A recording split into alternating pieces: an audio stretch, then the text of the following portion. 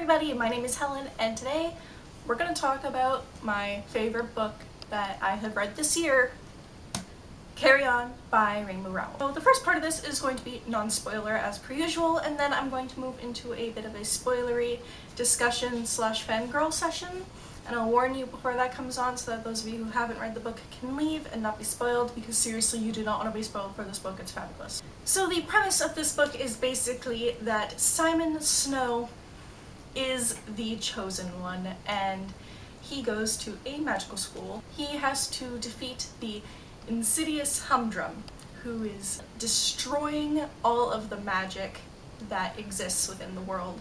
And he is with his roommate Baz, who is also his mortal enemy, and in the words of Baz, Simon is the worst chosen one to ever be chosen. And it's all of their misadventures within this fantasy world, and it's so good. I've been a fan of Rowell for a while now. I really enjoy her books, and I wasn't expecting this book to be as good as it was, just because all of her other books are contemporary and this is a fantasy, and I wasn't sure if it would work very well, but it's so good. This is officially my favorite Rowell book. It is one of my favorite books of all time. It's right up there with The Book Thief. The magic system in this is really, really cool. It basically has to do with turn of phrase and words that are important within society and how those words are given power because of how often they're used. In Fangirl, the little snippets that we got, sometimes they seemed a little bit ridiculous, but when you get all of the backstory for it, it just works so well. It became really, really endearing. I fell in love with the characters, especially Baz.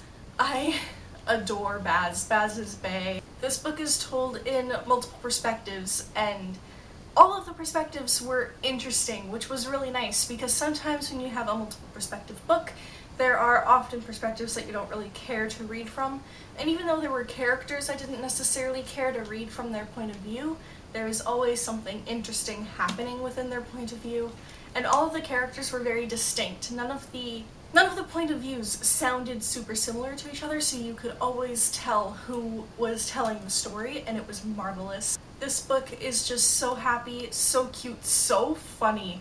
Rowell is a comedic genius with just her timing for things. I laughed so hard while reading certain parts of this book, and I also squealed and fangirled and just overall shipped things really hard in this book. I really, really, really loved it. If you couldn't guess, I gave this 5 out of 5 stars, and you should definitely go read it. Please, it's magnificent. That is going to be it for the spoiler-free section today, so if you haven't read the book, I suggest you leave if you do not wish to be spoiled. I do not want to spoil you. I really, really don't, because this book is just so perfect. So please leave so that I don't spoil you and I don't feel like an awful human. Okay. So, I finished this book in 2 days, and considering it's over 500 pages, that's pretty fast for me. I immediately wanted to pick it up and reread it, but I have so many books going on right now that I couldn't do that, and it hurts me physically. Upon finishing the book, I cried a little bit just because it was done. I want so much more from these characters in this world. The first 150 pages of this book were driving me insane. And I mean that in the best way. Simon is obsessing over finding Baz because Baz hasn't showed up. And the entire time, it was making me want to know where he was and why he wasn't there, and I just could not wait for Baz to come in, because I have been a fan of Baz since Fangirl. I loved all the little snippets that we got in Fangirl that had to do with Simon and Baz, and I just wanted to get them together in the book so I could get all the witty banter. When it finally happened, it was magnificent. His entrance was perfect. He just, bursts through the door, sits down like nothing is unusual, and it was A+ perfection. Page 176 was magical. It was the moment that the book 100% won me over, and it was the first chapter, I think, the first chapter told from Baz's point of view. The very last sentence of it was, I am hopelessly in love with him, with Baz talking about Simon. Of both of them, who I thought was going to admit that to themselves first, I thought it would be Simon. And it was Baz, and he's talking about it like he's known that he's been in love with Simon for years. I loved it. All of Baz's chapters were my favorite. He's so snarky and so wonderful, and there were points with it where it was just so perfectly written. In Simon's point of view, he's saying like, oh, I just wish I knew what Baz was thinking. And it immediately cuts to Baz's point of view just for one sentence, and all it says is, I have no idea what I'm thinking. And I laughed so hard. All of the stuff to do with their relationship just made me so happy.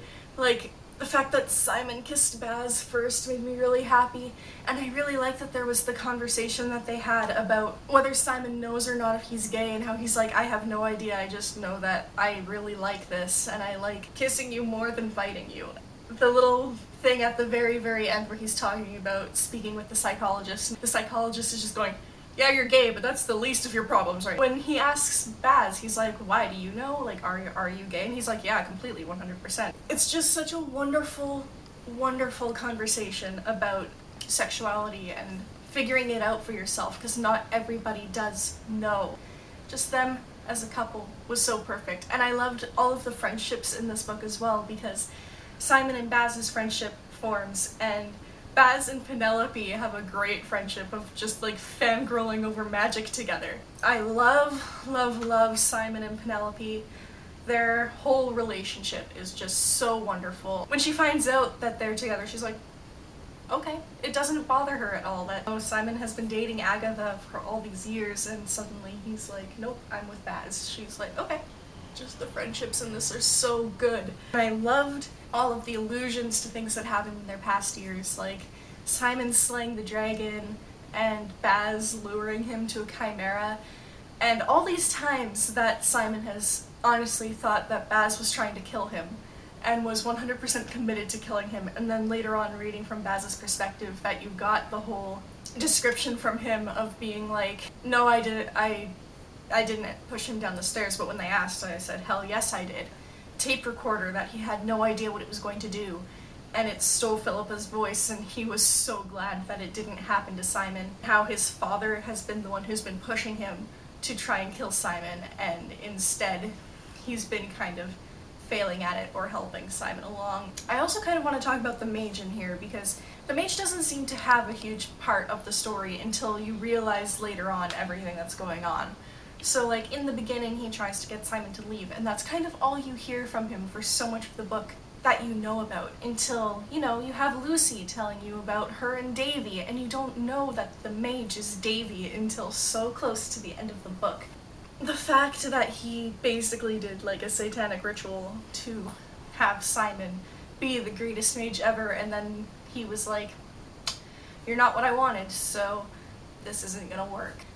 The fact that he was Simon's father, and that Lucy was his mother, and that Simon never knows that the second ghost visit of the Rosebud boy was Lucy talking to him and saying something to him about Davy, about the mage, was heartbreaking. Simon's going to go through his whole life never knowing, because no one can tell him unless Lucy manages to come through the veil again in 20 years and actually gets to him. There are so many layers of this book that all come together to make it so perfect, because it's not just about the fluffy romance, it's not just about the chosen one, it's about political wars between the rich families of the world of mages and the mage, how the mage is basically starting a war with all of them by raiding their houses. People aren't believing in him as much as they used to, even though he's not a 100% evil character, because he's done good things. He's allowed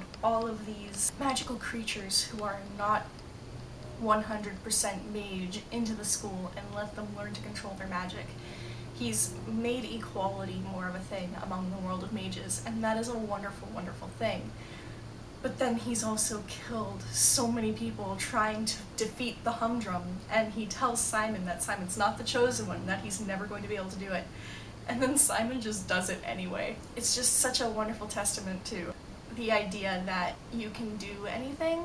I know that's gonna sound super cheesy, but it's so true. When Simon did defeat the humdrum, I thought that his wings and his tail would kind of disintegrate when he ran out of magic, but that wasn't the case. He still has wings and a tail, and I love the little epilogue with Penny hides them with "these are not the droids you were looking for." Baz has grown to like the tail, and how he, wraps it around his wrist while they're dancing, and that whole conversation that they have at the leaving ceremony while they're dancing, and Baz is like, you don't have to do this if you aren't comfortable with people knowing, and Simon's just like, I don't care. That leads back to one of my favorite parts of the book, which was, I'm sorry, this is gonna be all over the place just because I can't think straight anymore. The whole scene of Simon saying he's a terrible boyfriend, and he's talking about why he was such a terrible boyfriend with Agatha, and how he's basically saying to Baz, it's up to you, but I would love to be your terrible boyfriend. It was so cute. Again, with the epilogue, I loved that Simon and Baz decided that, they've lived together for 7 years, maybe they shouldn't live together for a while. So Simon moves in with Penny, but Baz is over constantly. Makes all the jokes about how all of Simon's normal neighbors will think it's weird if this little scrawny teenage boy is able to carry all this stuff up the stairs, and Simon's like, none of them are home. Okay, you could at least help. And he's like, no. It was so wonderful. So wonderful. I think that's all I'm going to talk about today because I feel like I've been talking for a really long time. But please let me know if you've read this book and let me know your thoughts on it. I would love to talk to you about this, and I do respond to every comment on my videos because I love hearing from you. So I guess I'll see you soon with a new video. Bye!